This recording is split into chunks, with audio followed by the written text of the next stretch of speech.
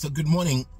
This is that Monday I was telling you about. So before my work begins, I'm already at work. There are things I cannot tell you on television, but I can tell you here. But you can still watch some of them on television. So I work for KTN News, and I'm always on air on Wednesday. And we try to break down what's happening in this country in the best way possible.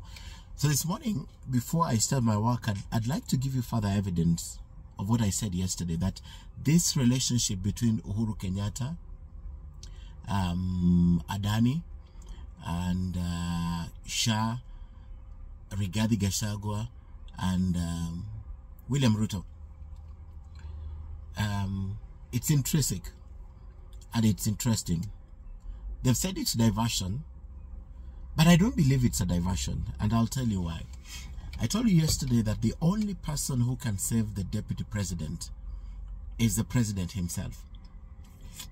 I want to give you further evidence this morning that this relationship is irretrievably broken.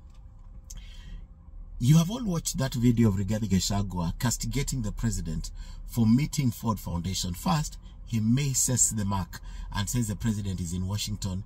He met Walker in Washington. Actually, it was in New York, the sidelines of the United Nations General Assembly, the 79th. Now, that is further evidence that the deputy president can castigate the president who said during the Gen Z demonstrations that Ford Foundation was funding the demonstrations and went ahead to apportion blames here and there, Gen Z, opposition, Uhuru Kenyatta, all those things. And finally, Ford Foundation was thrown in the mix. And then he meets Walker, and the president falls short of just congratulating them for democracy in Kenya. And the deputy president sits down and castigates the president and says, "Sasa hii ni rais ya Kenya, anasema nini?" Sort of, you don't have a stand as a president. Now, that is the last evidence you need that this thing is broken irreparably. So, have you seen the grounds of that petition? I'm telling you, just in 1 minute, it will not be moved by someone from Central, Mrima. It will not happen. Those guys, self-preservation, they need their seats. Actually, majority of them are with the president. Very few of them are with the deputy president. And even that, I suspect they are going to leave. Apart from that, it cannot go to Nyanza. It's too obvious. You've been given, you know, broad-based government is between Kalenjins now. It looks like Kalenjins and Luos. So Nyanza will not move it. Caused, they are very level-headed legislators there, but they'll not move it. Now, who do you think will move this motion? My bet is this. One, first-time MP. First-time MP. It can't be a ranking member, seasoned member of parliament. Second time, third time. No, it can't be.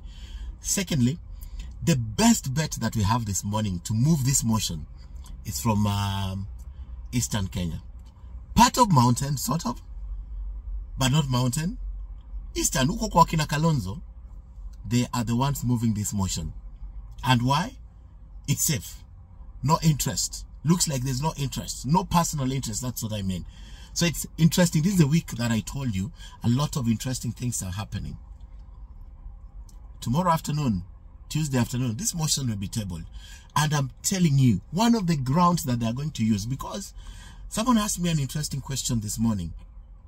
Ken, do you think there is a judge, being a lawyer, do you think there's a judge in this country who will allow frivolous grounds that are not anchored in law, that are rumors, innuendos, perceptions to stand in terms of impeachment? Impeachment is clear, 150B, it's so clear. Is there a judge who will allow those frivolous, as they call them frivolous? I'm telling you, this thing is solid. There will be a criminal case against the deputy president that will be made. There will be a case against devolution that will be made against the deputy president. There will be a question about the working relationship with the president, a harmonious working of the national government that will be fronted here. And at the end of the day, take it to the bank. The members of parliament are going to impeach the deputy president. Last evidence yesterday in church.